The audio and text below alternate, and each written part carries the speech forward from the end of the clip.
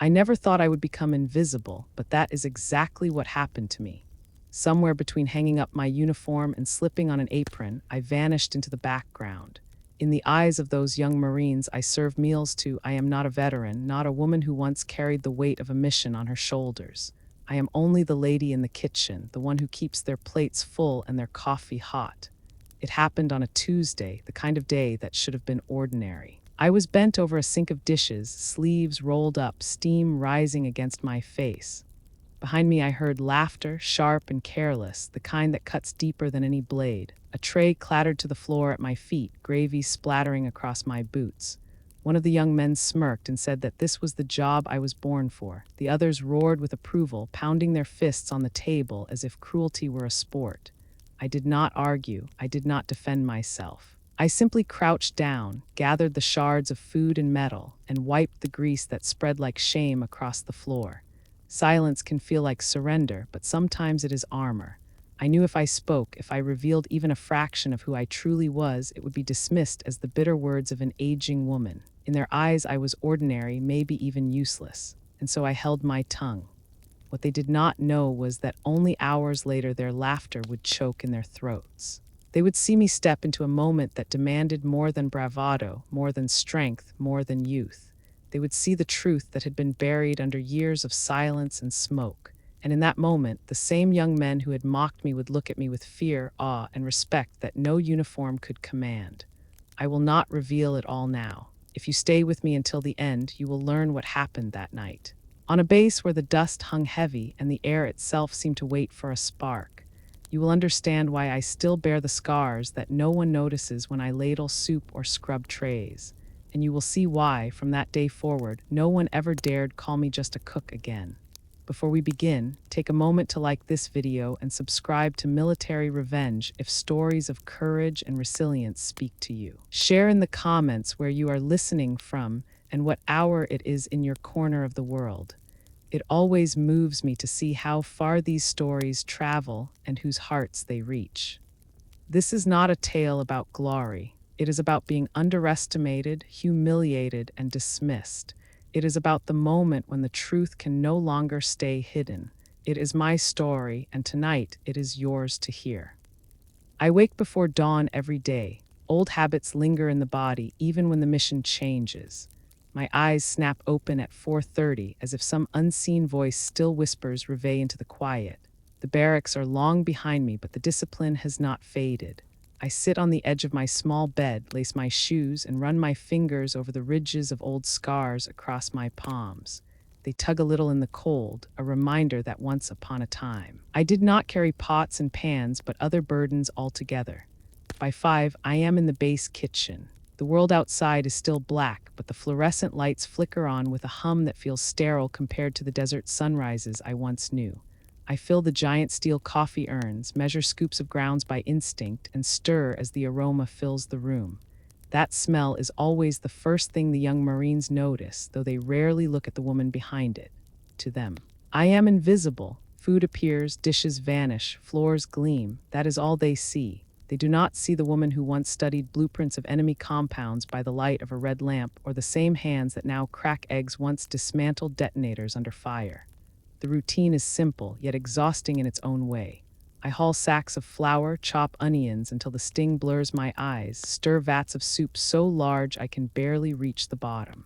I stack trays, wipe down counters, mop up spills. It is a different kind of battle, one of grease and time, and yet I take a strange comfort in it. There is order here. Feed the troops, clean the mess, reset the lines.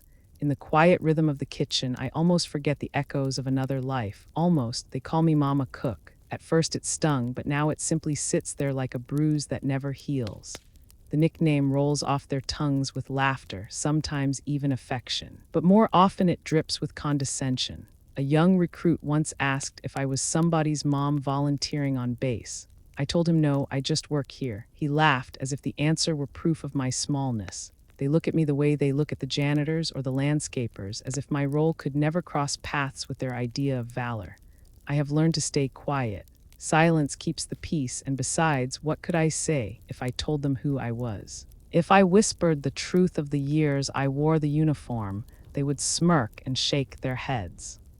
No one wants to believe that the woman frying bacon in front of them once crawled through rubble with nothing but a flashlight and steady hands.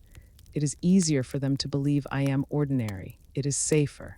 But sometimes my body betrays me. Once a glass slipped from a private's hand and shattered at my feet. Before I could think, I swept him back with one arm and crouched low, eyes scanning the room, heart hammering like it did in Baghdad. He stared at me, startled, as if I had grown another head. I laughed it off, told him I hated broken glass, but I saw the confusion in his eyes. Another time, the kitchen fire alarm went off during a drill. The young ones panicked, but I moved without hesitation, pulling the correct lever, shutting down the gas line in seconds. They clapped like it was a parlor trick. They did not see the memory in my mind. The night flames nearly swallowed a convoy alive. My hands carry secrets, though. The scars on my palms are long and deep.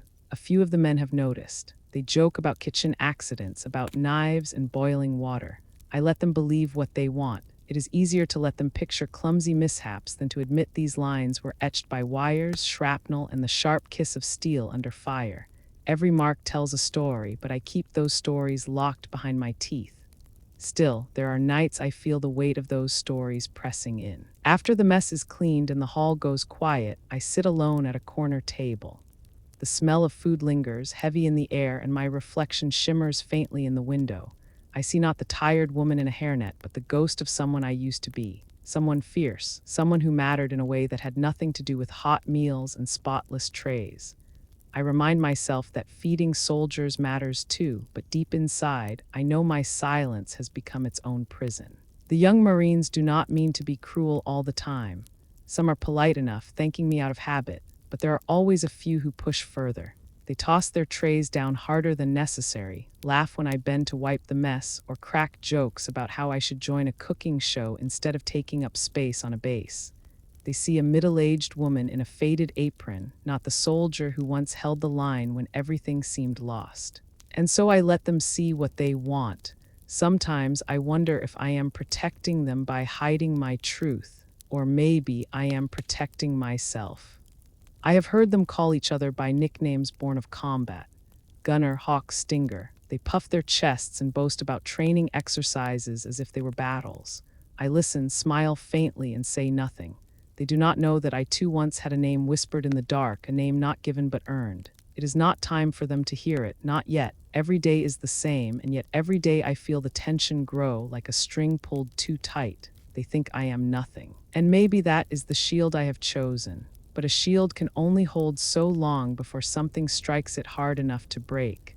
If you are still with me, keep listening. The quiet truth hiding in this kitchen will not stay hidden forever, and when it comes out, you may never look at an apron or a scar the same way again. The kitchen has its own rhythm, like a battlefield without gunfire.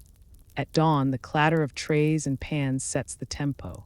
By noon, the chorus rises with shouts, laughter, and the scrape of boots across tile. By evening, silence descends as the soldiers retreat to their bunks. I move through it all like a ghost, orchestrating the unseen, making sure the machine never stops running. They never notice the hours, only the result. The food appears on time, the coffee flows. The tables are cleared. It is the quiet labor of someone they barely see. Yet invisibility does not make you immune. Words have a way of striking deeper than shrapnel. One afternoon, while balancing a stack of trays, I felt a shove from behind. The trays slipped, crashing to the floor in a scatter of metal and scraps. Laughter erupted. One of the privates grinned and said I should stick to washing dishes because carrying trays was clearly too advanced. I crouched to gather the mess. My knees stiff, my back aching, and I felt their eyes on me. No one bent to help. They stepped around me as if I were part of the floor, part of the dirt under their boots. That sting, sharper than any wound, followed me long after the laughter faded. There are moments when I want to shout, to let them know the truth, to tear open the silence and reveal the blood, the fire, the missions no one dares speak of. But the truth is a double-edged blade once it is out. It can never be contained, so I swallow the urge just as I once swallowed desert dust until my throat burned. Some secrets are safer in the dark, even if they consume you from the inside. I keep to my routine. The recruits come and go, their faces blurring into one another. They are boys, most of them, though the uniform makes them believe they are already men. I watched them swagger through the mess hall, trading boasts about their training runs, their marksmanship scores, the drills that left them sweating. They joke about girlfriends back home, about nights they will never remember, about glories they believe are waiting just around the corner. I smile politely when they speak near me, though they rarely address me directly. To them, I am background noise, like the hum of the refrigerators or the rattle of pots, necessary but unremarkable. One evening, I was wiping down the counters when a young corporal dropped his fork and bent to retrieve it. His eyes flicked to my hands, and I saw the hesitation there. He noticed the scars, the rough map carved across my skin. He asked if I had burned myself in the kitchen. I told him yes, a long time ago, a grease fire that got out of control. He nodded, satisfied with the explanation, though I saw doubt linger in his gaze. Later, I caught him glancing at me during chow, whispering something to his buddy. I knew the story would spread, twisted into some half-joke about the clumsy cook who set herself on fire. I let it spread. Better a lie than the truth, but the body remembers what the mind tries to bury. A sudden bang, even the slam of a heavy oven door, makes me flinch. My eyes dart to exits, to lines of sight to cover. My pulse surges, my breath shortens, and for a heartbeat I am not in a kitchen, but in a crumbling street where every sound could mean death. I recover quickly, smile, pretend it was nothing, but I know some of them notice. They chuckle about jumpy nerves, about how I must be afraid of my own shadow. They do not know that shadows once kept me alive. I sometimes wonder if I am punishing myself by staying here. I could have left long ago, found work somewhere far from uniforms and salutes, yet I remain. Perhaps because even in this diminished role, I am still part of something larger than myself. Feeding soldiers is not glamorous, but it matters. They cannot fight on empty stomachs. Maybe that is the excuse I cling to. Or maybe I stay because leaving would mean admitting I have no place left in the world I once belonged to. Invisibility is painful, but it is still a form of belonging. There are rare kindnesses, a quiet thank you from a recruit who misses home, a smile from a young woman on base who says my soup reminds her of her grandmother's cooking. Small gestures, fleeting, yet they pierce the fog like tiny stars. I hold on to those moments, though they do not erase the rest. They are not enough to silence the voice inside that says I am more than what they see. One night, after the mess was cleaned, I lingered longer than usual. The air was thick with the smell of bleach and stale coffee. I sat with my hands folded, staring at the lines etched across them. In the dim light, the scars seemed to glow, pale against the darkness. Each one carried a memory, though I tried not to summon them. The missions, the explosions, the faces of those who never made it back. I whispered their names to myself, a litany of ghosts. I told myself that feeding these boys was a way to honor the ones who had fallen, but deep down, I knew it was also a way to hide from my own reflection. A few days later, another incident etched itself into my memory. The young men were rowdy, throwing bits of bread across the table like children. One piece landed near my feet. I bent to pick it up, and as I straightened, one of them laughed and called me their maid. The others joined in, their voices loud, careless. I forced a smile, placed the bread in the trash, and continued wiping the table. My chest tightened, but I kept moving, steady and calm. I had learned long ago that anger wastes energy. Still, as I walked away, I felt the fire smolder inside me, the kind that never truly dies. Every insult, every laugh, every careless dismissal piles up like sand on a scale. Eventually, the weight tips. They do not see it, not yet, but I feel it building. A reckoning is coming. I can sense it in the air, the way animals sense a storm before the first drop falls. My silence will not last forever. My scars are not just marks of pain. They are warnings of what I am capable of, reminders that I have faced worse than cruel laughter and walked away. The kitchen may have made me invisible, but invisibility does not erase strength. It only conceals it until the moment it is needed. So I wait, I chop onions, I stir soup, I wash dishes. I endure their jokes, their mockery, their blindness. I let them believe the story they have written for me, the one where I am nothing but mama cook. I let them laugh while they can, because when the truth finally breaks through, when the moment comes that forces me to step out of the shadows, they will remember it for the rest of their lives. And from that day on, they will never call me invisible again. If you are listening closely, you know already that the ordinary surface of this story hides something far greater. Keep with me, because the day I went from a ghost in the kitchen to the last hope in a crisis is closer than you think. The truth is that humiliation has many layers. Some are sharp, cutting you clean through, while others are slow and grinding, like sandpaper against the skin. I had grown used to the small humiliations of kitchen life. The way they called me Mama Cook, the way they dropped trays without a glance back, the way laughter always followed me out the door. I could carry those bruises quietly. But the day they put a weapon in my hands again, the humiliation deepened in a way that still burns when I remember it. It started with boredom. Soldiers restless after drills will do almost anything to pass the time. That afternoon, the mess hall was unusually loud. A few of the boys had been to the range earlier and were bragging about their scores. Targets at 100 meters, center mass shots, groupings tight enough to boast about. Their voices carried across the tables, swollen with pride. I cleared trays as I always did, pretending not to hear, but one of them noticed me hovering near, wiping down the spill of ketchup. He smirked, elbowed his buddy, and said loud enough for the whole hall to hear that even Mama Cook could do better than his friend's poor shooting. The room erupted with laughter. Jokes flew faster than bullets. Another voice chimed in, daring me to try.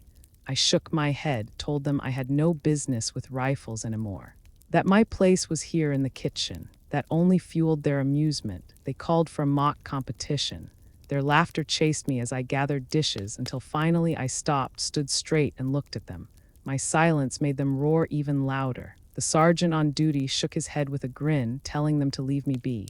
But by then the challenge had taken on a life of its own. It is strange how quickly a joke can turn into a test. The next day, one of the young corporals appeared in the kitchen doorway, holding a rifle slung casually over his shoulder. He asked if I wanted to prove myself. I told him I had nothing to prove. He grinned, said the others were waiting outside. My heart tightened, not with fear of the weapon, but with dread of the spectacle. Yet part of me knew refusing would only make me more of a target. Sometimes silence is armor, but sometimes it makes you weaker. So I wiped my hands on a rag, pulled the hairnet from my head, and followed him out into the sun. The range was set up just beyond the barracks. Targets lined the field, black silhouettes against a pale sky. The group was already gathered, their faces bright with anticipation, like children waiting for a trick at a carnival. They cheered when they saw me, their voices echoing across the dirt. Someone handed me the rifle. Its weight was familiar, a ghost from another life. I felt the steel press against my palms, felt the scars beneath my skin react as though the weapon recognized me too. For a moment, I almost forgot where I was. Then I saw their grins, their mocking eyes. And the moment shattered. I forced myself to hold it loosely, awkwardly, like a stranger. That was the part I hated most, pretending I did not know what I was doing. They set up the rules quickly. 3 shots closest to the bullseye wins. A couple of them demonstrated first, their bodies confident, their shots scattered but passable. Cheers met every bullet that landed anywhere near the center. Then it was my turn. They handed me the ear protection, the stance. The instructions I did not need. I fumbled on purpose, adjusting the stock clumsily against my shoulder. I squeezed the trigger and let the shot go wide. A burst of laughter followed. Another shot, farther still, more laughter. On the third, I lowered the barrel too quickly, made it look like the recoil surprised me. The bullet struck the dirt far from the target. The range echoed with howls. It was a performance, but one that cut deeper than I expected. Their mockery filled the air. Heavy and suffocating. Someone slapped me on the back, saying at least I could still cook. Another shouted that the only thing I could aim straight was a ladle. The words stung even though I had orchestrated my own failure. My chest ached with the irony of it. Once they would have begged me to lead. Now they laughed at the idea of me even standing beside them. I smiled thinly, handed back the rifle, and walked away with my head high. But inside, shame burned like a fever. That night in the kitchen, their jokes followed me like shadows. Every clang of a pot sounded like laughter. Every tray that hit the counter carried their voices. I scrubbed the stove harder than necessary, my hands raw by the time the hall was empty. I told myself it was only a game, that their opinions meant nothing, that I had chosen to fail. Still, I lay awake in my bunk, hearing their voices replay, louder with each repetition. Invisible, they had called me before. Now I was not just invisible, I was ridiculous. In their eyes, I had confirmed what they believed all along. Mama Cook, weak, clumsy, unworthy of respect. But life has a way of turning the smallest events into the sparks of something greater. I did not know it then, but that humiliating afternoon was not an end. It was the beginning of the unraveling, the first tug on a thread that would pull everything loose. Sometimes you must be seen at your weakest for others to understand the depth of your strength. I had given them their laugh, their story to tell. Soon, I would give them something they would never laugh about again. If you are still listening, remember this moment. The day I chose to miss the target is not the day the story ends. It is the day the story begins. Humiliation lingers. It clings to the air, seeps into the walls, and follows you like a shadow no matter how brightly the sun shines. After the shooting range spectacle, I could feel it trailing me wherever I went. The boys repeated the story with fresh exaggerations each time. By the end of the week, I had apparently dropped the rifle twice, tripped over my own feet, and nearly shot the sky. None of those things had happened, but the truth matters little in the currency of laughter. The legend of my failure grew faster than I could wash dishes. In the mess hall, they began mimicking me. One recruit would cradle an invisible rifle, wobbling comically, then jerk his shoulder as though the recoil had nearly toppled him. The others roared with delight. They looked toward me to see if I would react. I did not. I kept stirring the soup, my ladle circling slowly, steadily, as if I had not heard. But inside, I could feel the heat rising up my neck. Not the heat of anger exactly, but the heat of being trapped, forced to play a part in a play I never auditioned for. The cruelest thing about mockery is how quickly it becomes habit. Soon they did not even need the rifle to laugh at me. They found humor in the way I carried trays, the way I bent to mop a spill, the way my apron strings dragged across the floor. Every gesture was fodder. I learned to endure, to breathe through it as I once breathed through the desert's dust storms. There is no fighting the storm while it rages. You bow your head, shield your eyes, and wait until it passes. Except this storm never seemed to pass. One evening, the teasing took a new turn. They staged a fake award ceremony. While I wiped down the tables, one of them stood on a chair and announced that I had been chosen as the base's official marksmanship instructor. He handed me a bent spoon as if it were a medal, and the hall erupted in laughter.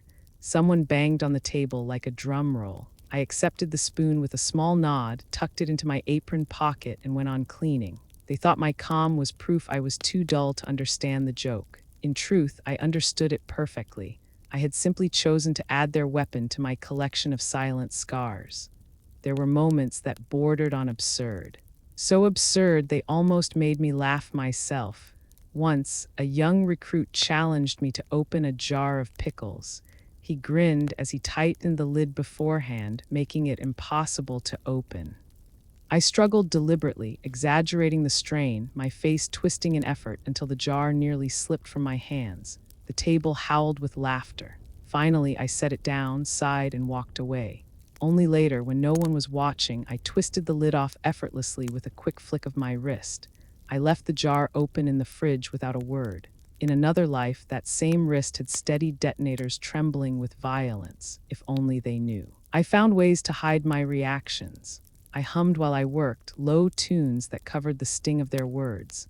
I focused on the rhythm of the mop, the scrape of plates, the hiss of the dishwasher. Repetition became my shield. And yet in the quiet hours after, when the kitchen was empty and the lights dimmed, the laughter echoed louder than the machines ever did. I would sit alone, running a cloth over the same spot of counter again and again, as if polishing could erase memory. But memory does not scrub away so easily. There were slip-ups, little betrayals of my true self.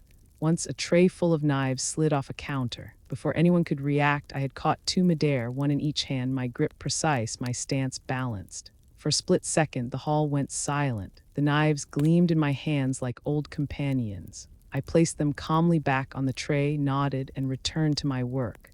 The silence broke with nervous laughter. As if they had witnessed something they could not quite name, they called me lucky, clumsy, but fast. They never asked how a cook could catch blades like that without a scratch. Better for them to laugh it away than face what it might mean.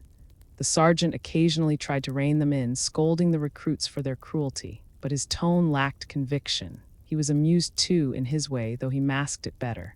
Authority without belief is just sound. The boys took it as license to continue. and I let them, perhaps because I feared what would happen if I did not. Silence was safer.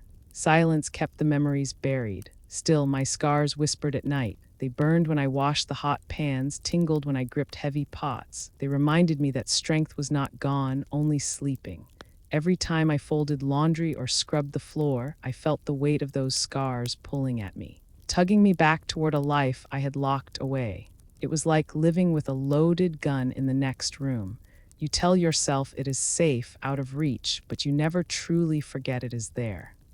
The ridicule escalated with time. They began inviting me to their card games only to laugh when I declined. They asked if I wanted to join them on their morning runs, promising to slow down for me. Their words dripped with false sweetness, a parody of respect. When I ignored them, they rolled their eyes and muttered that I was no fun. Fun, in their language, meant being the target of the joke. I was not fun because I would not play along loudly enough. The breaking point came during a stormy afternoon. Rain hammered the roof of the mess hall, thunder rattled the windows.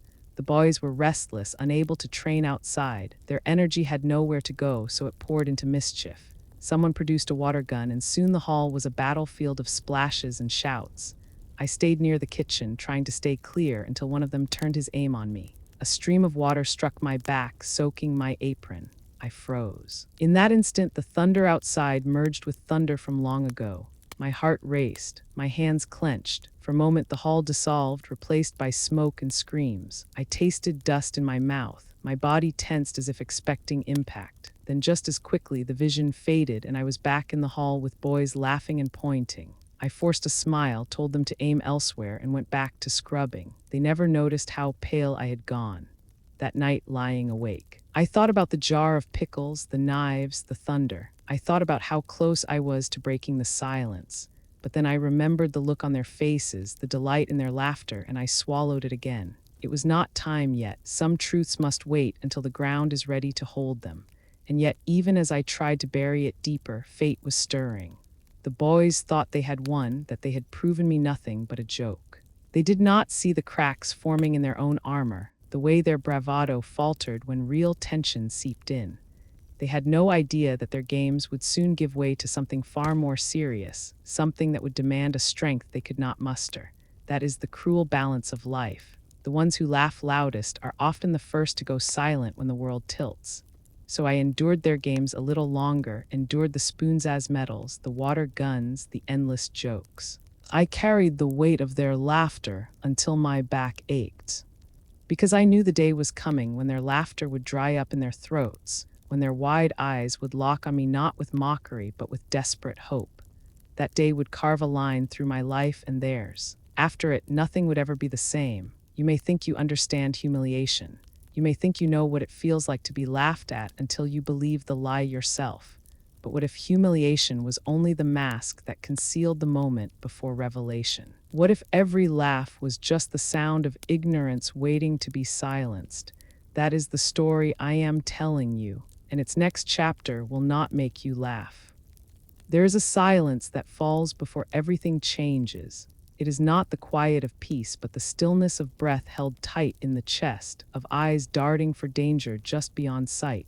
That silence came to us one afternoon, carried on the sharp edge of alarm bells. I was scrubbing pots in the kitchen when the siren split the air, a shrill, urgent sound that made the hair on my arms rise. Even after all the years, that kind of sound can turn me inside out. My hands froze in the soapy water. For a heartbeat, I was back in another place, another time. But then I blinked, and I was still in the base kitchen with young Marines bursting through the door. They shouted about a drill, about a sudden readiness test. Targets set up beyond the perimeter. Every available hand called to the line. My instinct was to step back, to remain where they thought I belonged. But someone laughed when they saw me. "Mama Cook, are you coming too?" They said it like a joke, but the words carried me forward. I wiped my hands on my apron, pulled it off, and walked behind them out into the open air. The storm had passed, leaving the ground damp, the air sharp with the smell of rain and earth. Across the field, black targets stood waiting, lined against the horizon. The Marines scrambled, loading rifles, shouting orders, their movements chaotic. It was supposed to be routine, just a test, but panic rippled through them. Shots rang out, wild and wasted, bullets scattering across the dirt. Targets stood untouched. The boys cursed, adjusted their stances, fired again. Miss after miss, their bravado dissolved into frustration. Some shook their heads, others laughed nervously, covering failure with noise. But I saw it, the tightening of jaws, the tremor in their hands. They were unraveling. The sergeant barked orders, his voice sharp, but the recruits faltered. Their shots veered wide, their eyes darting nervously. I stood at the edge of the line, arms folded, watching. For so long I had been the shadow, the ghost of the kitchen. Now I watched them crumble in broad daylight. My heart pounded, not from fear of the targets, but from the weight of decision pressing on me. I could let them fail, let them drown in their own arrogance, or I could step forward. One of them cursed and lowered his rifle, sweat shining on his forehead. He looked at me, his eyes full of the same mockery I had endured for weeks. He said maybe I should take a shot, maybe I could cook the bullets instead of firing them. Laughter rippled down the line, thin and uneasy this time. I inhaled slowly, deeply. The air smelled of wet earth and gun oil. Then, without a word, I walked to the rack and picked up the rifle he had abandoned. The metal was cold against my palm, yet it fit as if it had been waiting for me. I checked the chamber without thinking, my hands moving with the ease of memory. The boys grew quieter, their laughter fading into whispers. They expected another spectacle, another clumsy display. They leaned forward, ready to laugh again. I lifted the rifle, settled it against my shoulder, and let my body remember what my mind had tried to forget. The world narrowed to the sight in front of me. The wind tugged at my hair, subtle but steady, and I read its direction without needing instruments. Years of experience whispered in the tilt of grass, in the flicker of dust across the field. I steadied my breath, felt it rise and fall, timed the pause between heartbeats. My finger rested on the trigger, patient, waiting. And then when the silence inside me matched the silence of the world, I squeezed. The crack split the air. The target jolted, a clean hole piercing its center. Gasps broke out behind me. I did not lower the rifle. I adjusted slightly, read the wind again, and fired a second shot. Another center hit, a third, a fourth. The target was no longer a silhouette, but a canvas marked with precision. The field was silent except for the ringing echo of steel. I lowered the rifle, handed it back, and stepped away without a word. They stared at me, mouths open, eyes wide, their laughter dead in their throats. Some shifted uneasily, their bravado stripped away. Others looked at me with something closer to fear. The sergeant's gaze held mine, his jaw tight, his expression unreadable. Then slowly he nodded. Respect, a wordless acknowledgement that crossed the distance between us like a salute. I walked back toward the kitchen, the damp earth soft beneath my boots. Behind me, voices began to murmur, not loud this time, not mocking. The tone had changed. The air itself seemed to shift, as if the truth had finally cracked through the surface of their ignorance. They knew now. They did not know the whole story, but they knew enough. The ghost in the kitchen had left her mark. And they would not forget it. That night, as I ladled soup into bowls, the hall was quieter.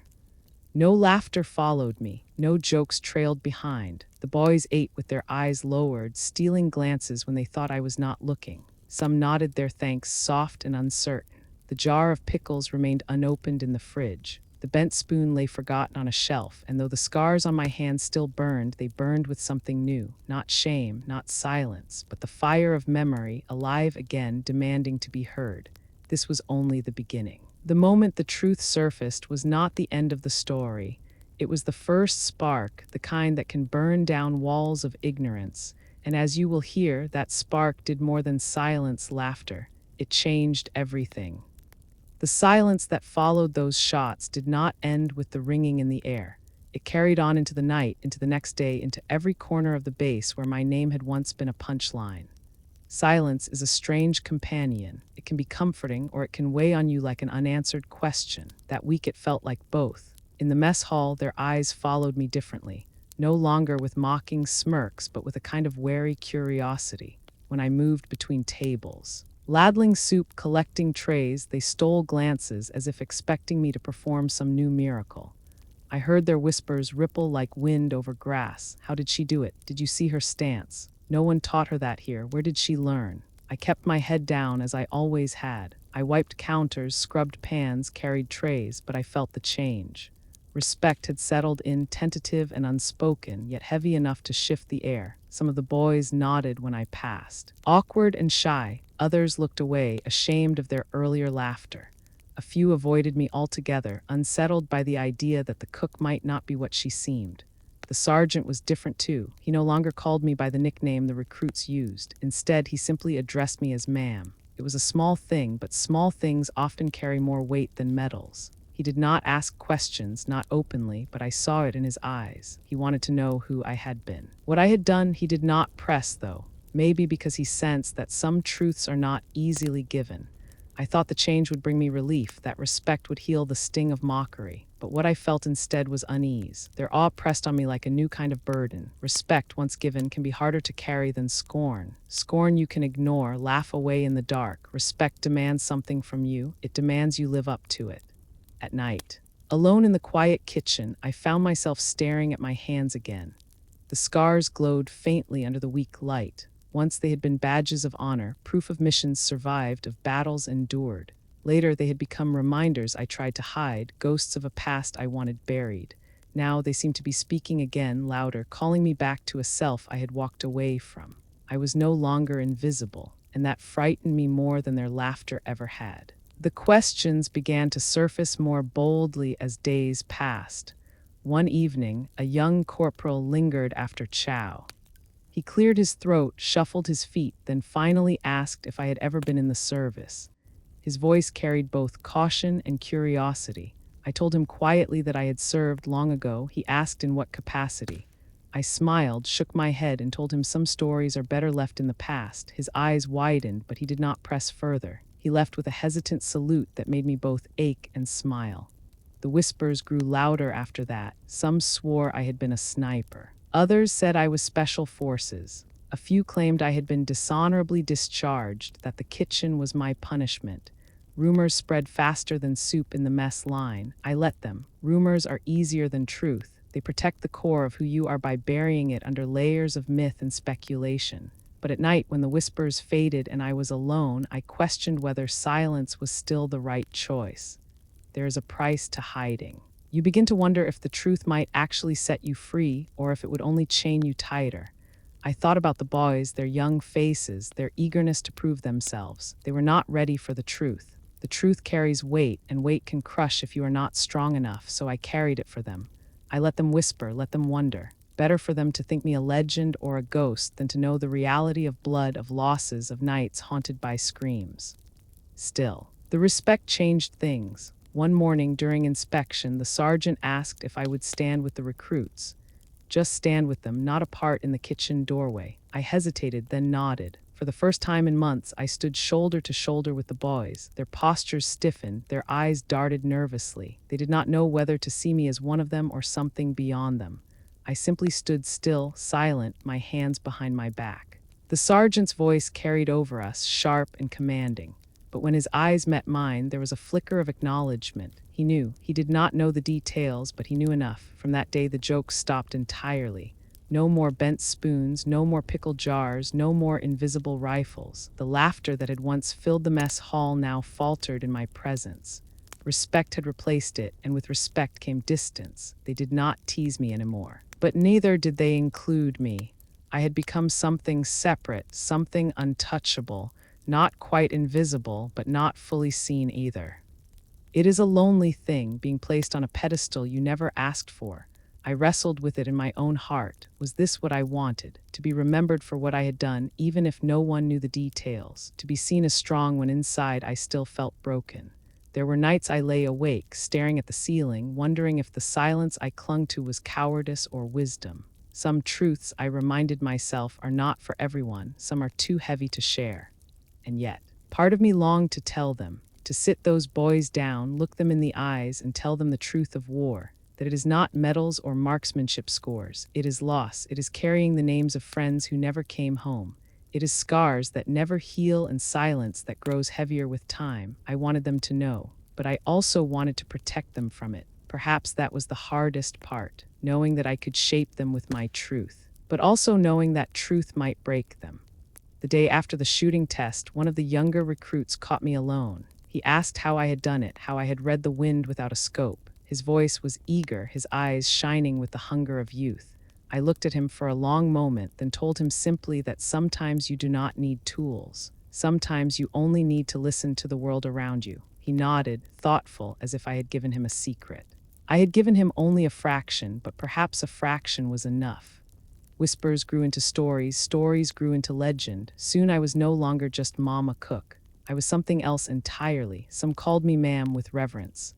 Others avoided my gaze, unable to reconcile their past cruelty with their present respect. It did not matter. What mattered was that they had learned, not about my past, not the details, but about humility, about not judging by appearances. That was enough for me, yet deep inside I knew this was only the beginning. Respect had been earned, but revelation had only begun.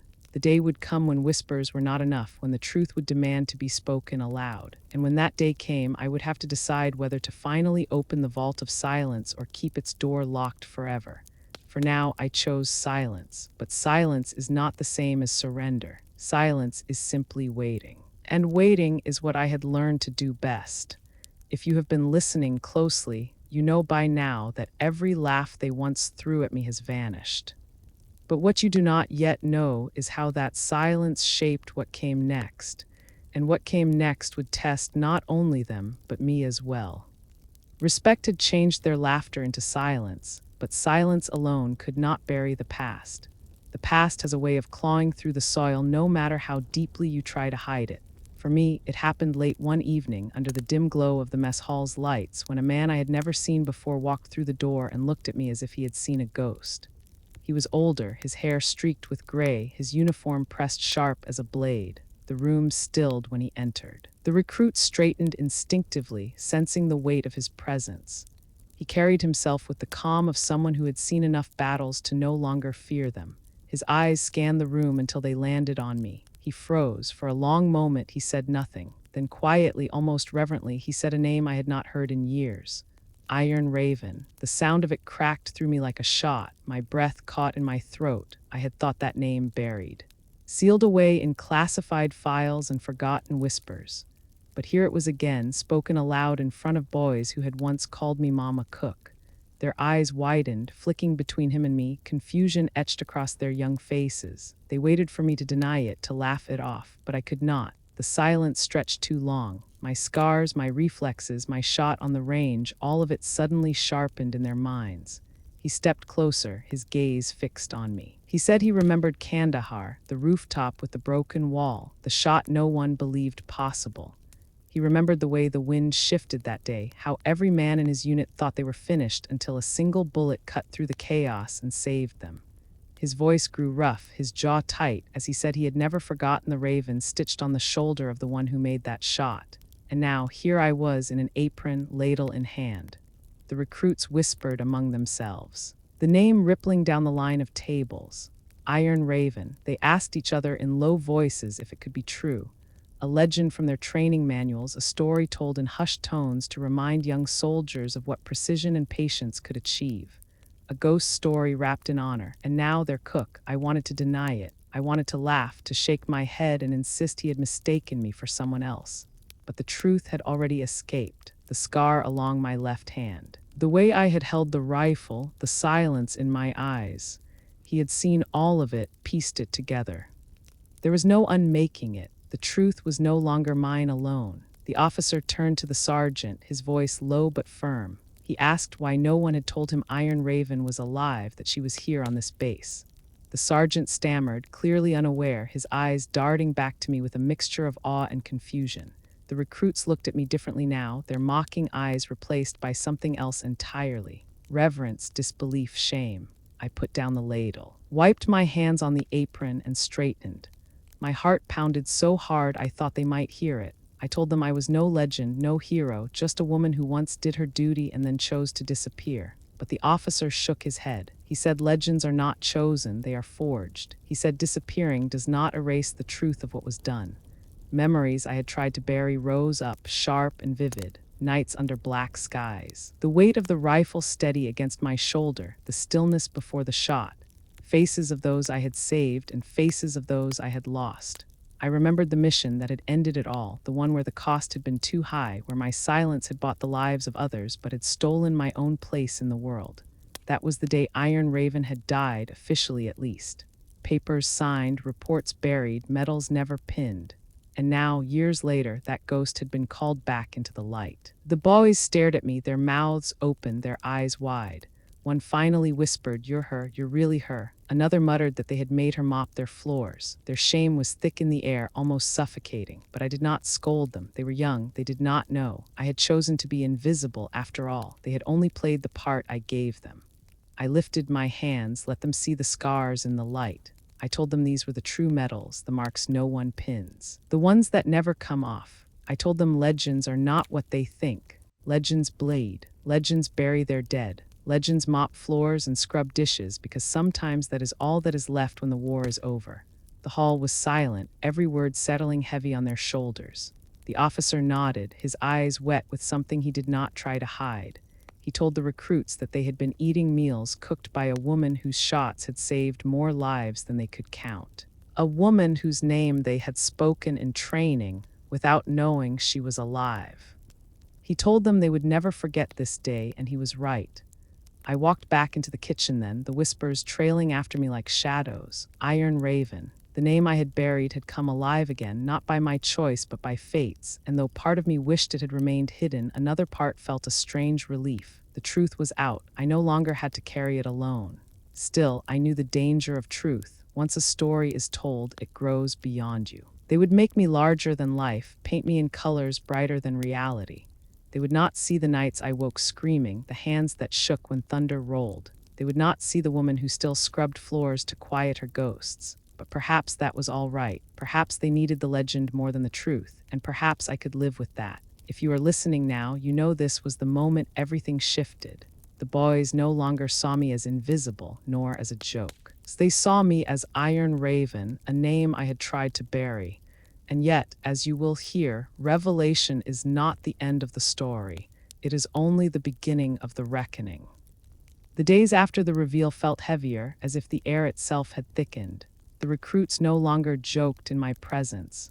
Their voices lowered when I entered. Their eyes tracked me with an intensity that was almost uncomfortable.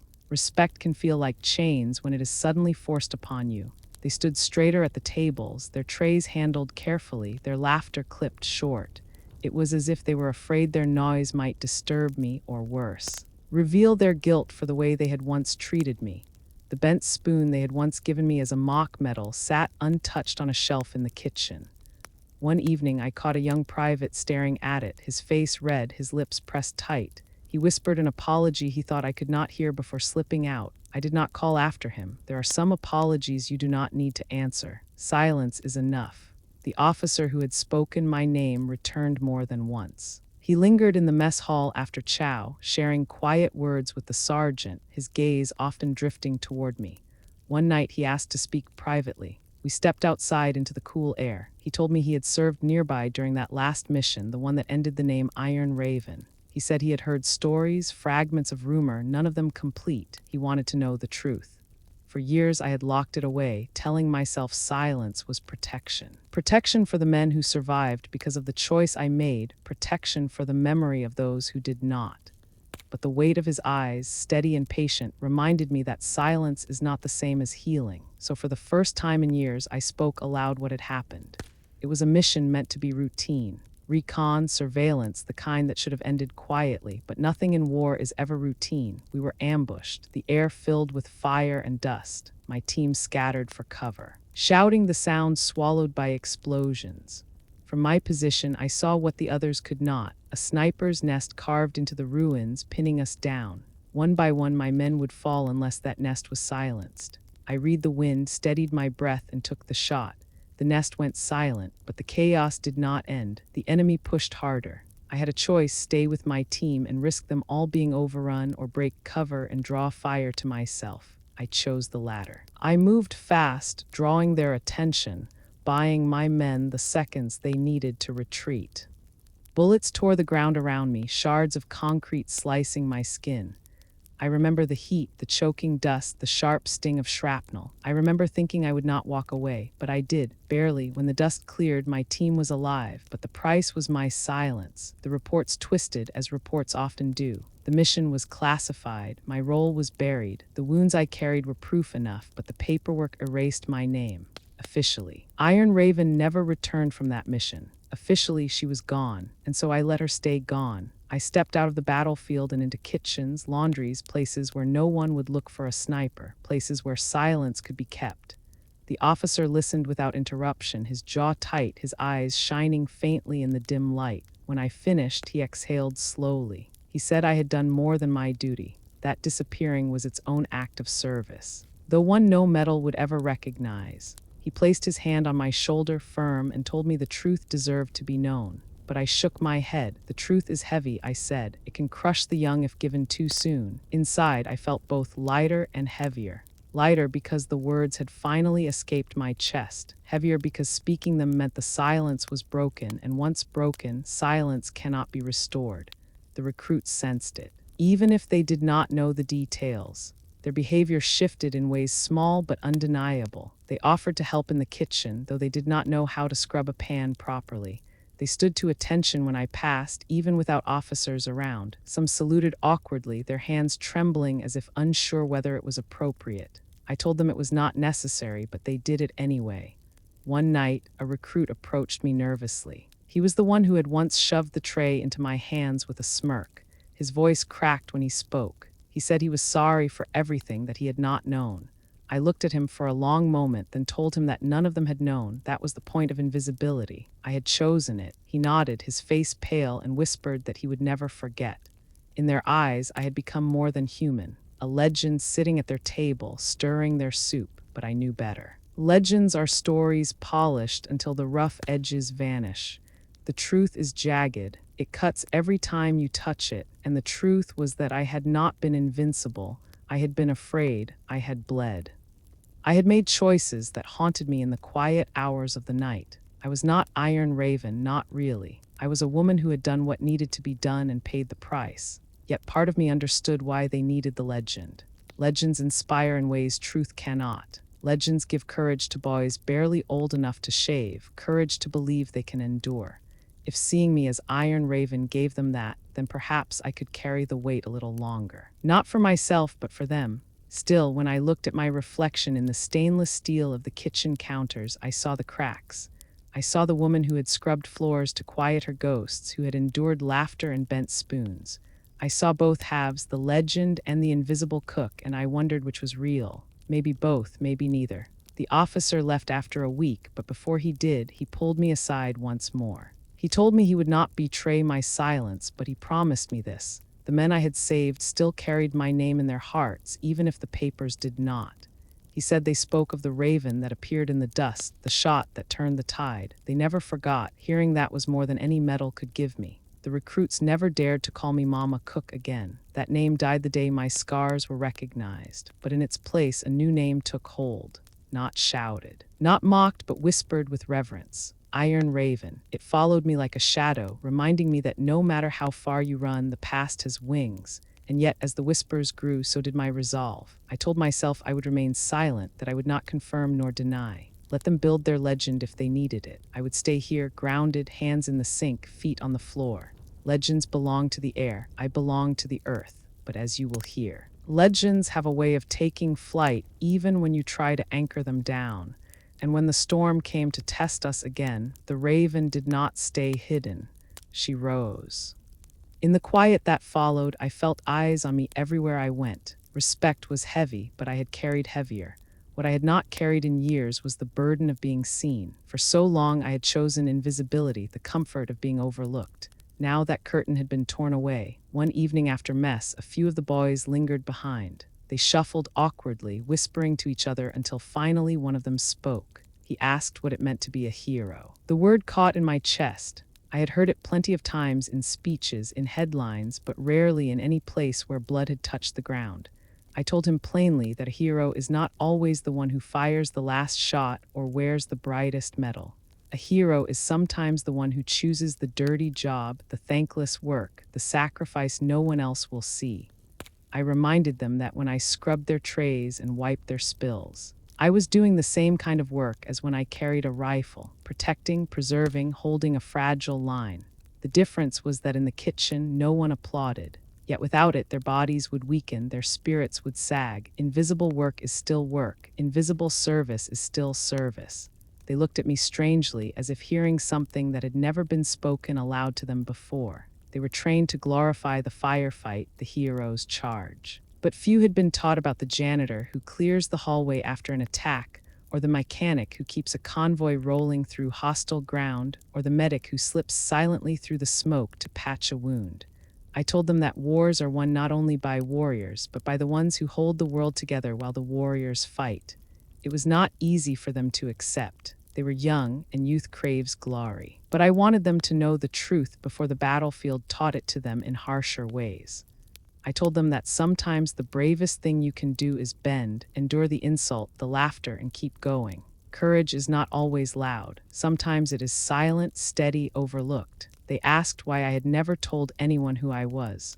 I could see the confusion in their faces, the need to reconcile the legend they had been told about with the woman in an apron before them. I said that after the mission, after the loss, I had no desire to hear speeches or shake hands. I had wanted only quiet. Legends are not free. They cost sleep, friends, pieces of yourself you never get back. And sometimes, when the war is over, the best way to heal is to set the legend down and walk away. I saw their shoulders slump, their eyes cast down as if they had glimpsed the shadow behind the glory. That was good. They needed to know that legends do not come without scars. Too many stories paint only the shine, never the cracks. Later that week, I caught two of them helping in the kitchen, not because they had to, but because they wanted to. They peeled potatoes with clumsy hands, burning more than a few, but they stayed until the job was done. I thanked them, and one said softly that they wanted to do their part, even in the small things. That moment, more than any salute or whisper of Iron Raven, felt like redemption. They had begun to understand, but even as I spoke to them, I was speaking to myself, reminding myself that disappearing had not been weakness, but choice. That silence was its own form of service. I had wrestled with guilt for years, telling myself I had abandoned the uniform, betrayed the name. But as I saw these young faces absorbing my words, I began to believe something different. Maybe stepping out of the spotlight had been another kind of courage. Maybe the floor I scrubbed each night had its own battlefield worth. There was a night when the officer returned once more before his departure. He found me wiping down counters long after the hall had emptied. He told me he had spoken to some of the recruits and that my words had changed them. He said they carried themselves differently now, their pride tempered with humility. He smiled faintly and said that perhaps this was my truest mission yet. I did not answer right away. I thought of my old team, of faces lit by firelight, of names etched into stone. I thought of the silence I had lived in since, of the laughter that had once cut me, of the bent spoon medal still resting on my shelf. I told him that if those boys learned to see value in the invisible, then maybe my silence had been worth it. He nodded, his voice rough, and said history will never record the cooks, the janitors, the laundry workers, but maybe stories like this one could.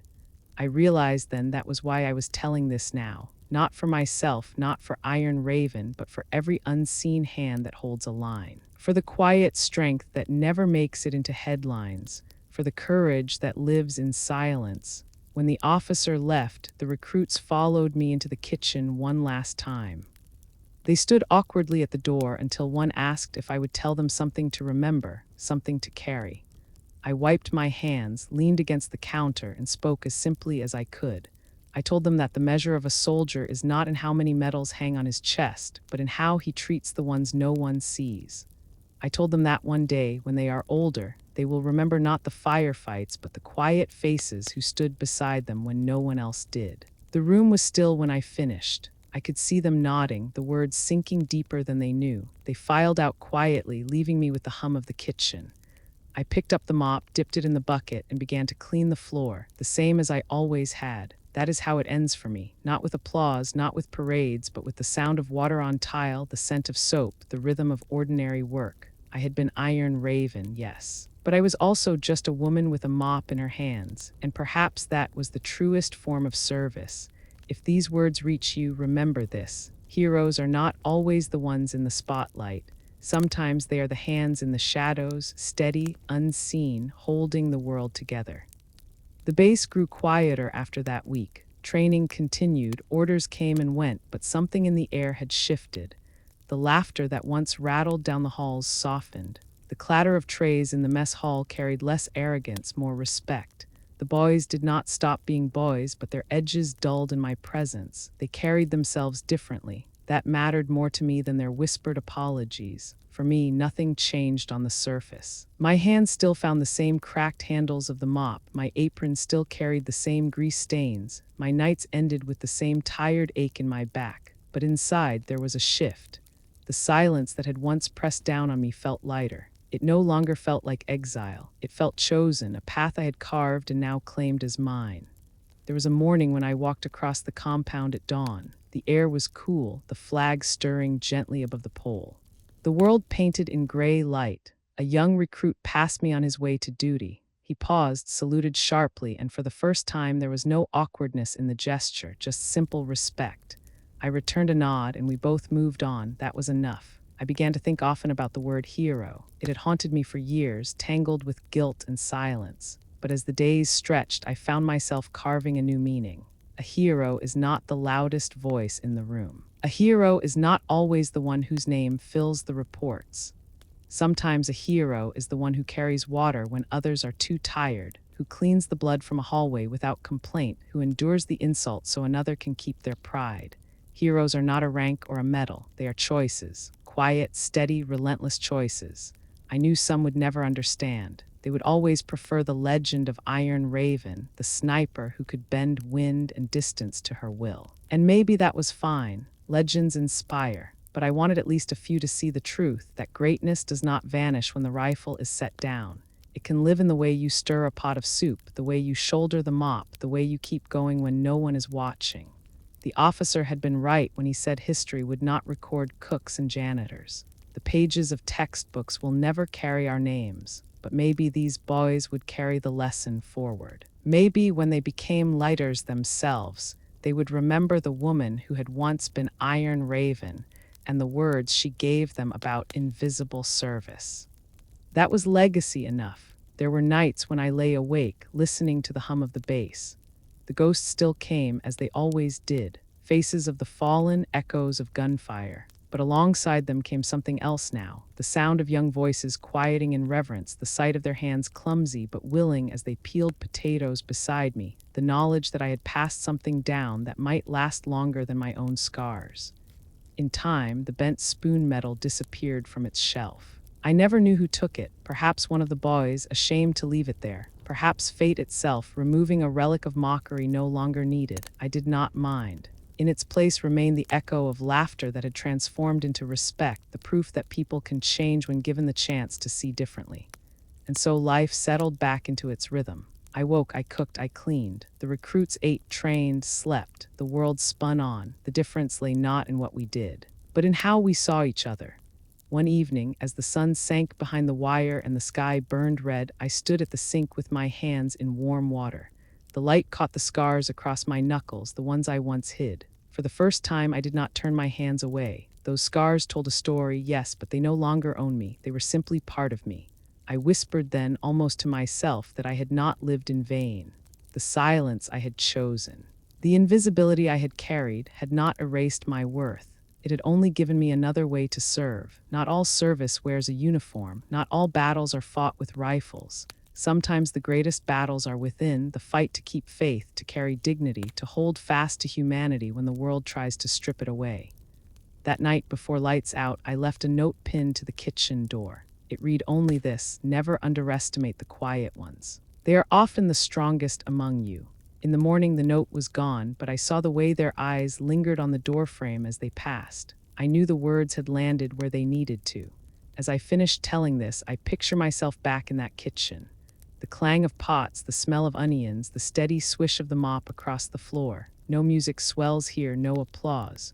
Just the rhythm of ordinary life carried by hands that once held a rifle steady in the dust. That is where I belong.